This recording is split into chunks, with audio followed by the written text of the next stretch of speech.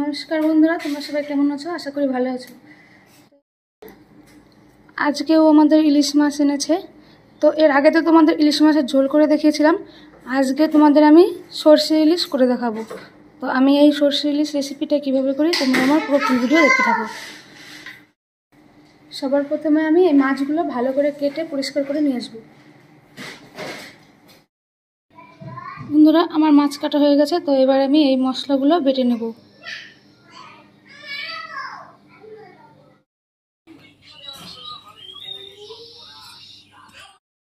এই দেখো বন্ধুরা, আমার মশলা বাটা হয়ে গেছে।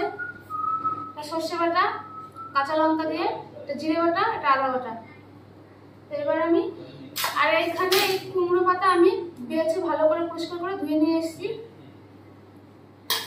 সবার প্রথমে আমি এই কড়াইতে সর্ষের তেল লাগিয়ে নেব।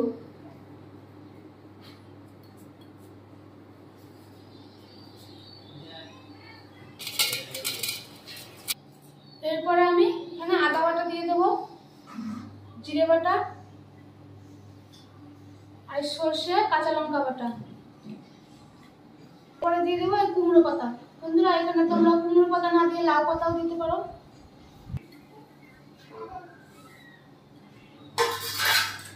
এরপরে দিয়ে দেবো আমি মাছ।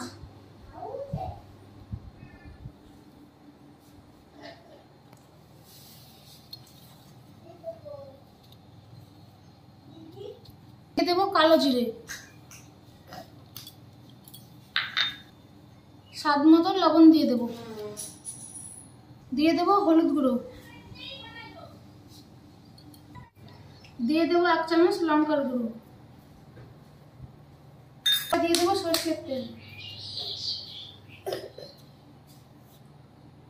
সরষের তেল বেশি করে দিতে হবে।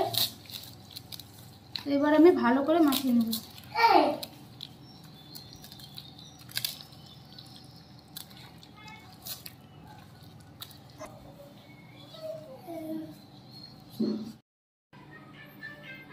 আমার ভালো করে মাখানো হয়ে গেছে। তো এবার আমি জল দিয়ে দেবো।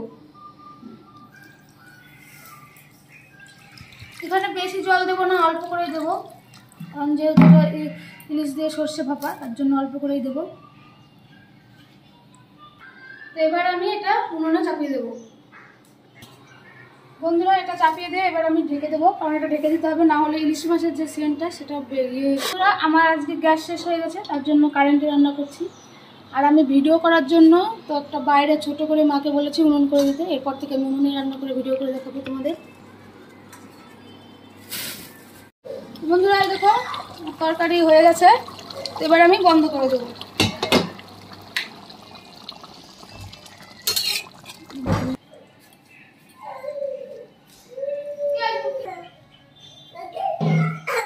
আমার তরকারি রান্না হয়ে গেছে।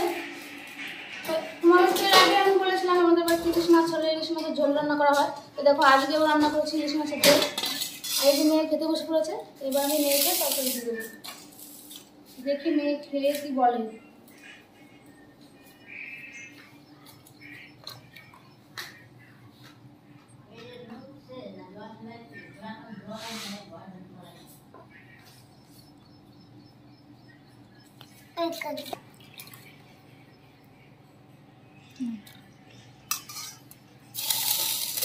না, তুমি খাও, গরম দাও, একটু ঠান্ডা নেই। কেমন হয়েছে? কোনো দিকে তাহলে ভালো করে বলো।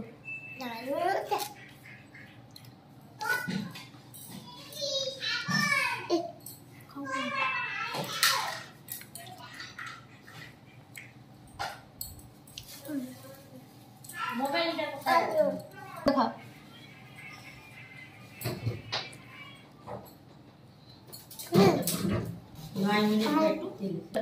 ভালো খুব ভালো মাছ খাবা খুব রান্না করে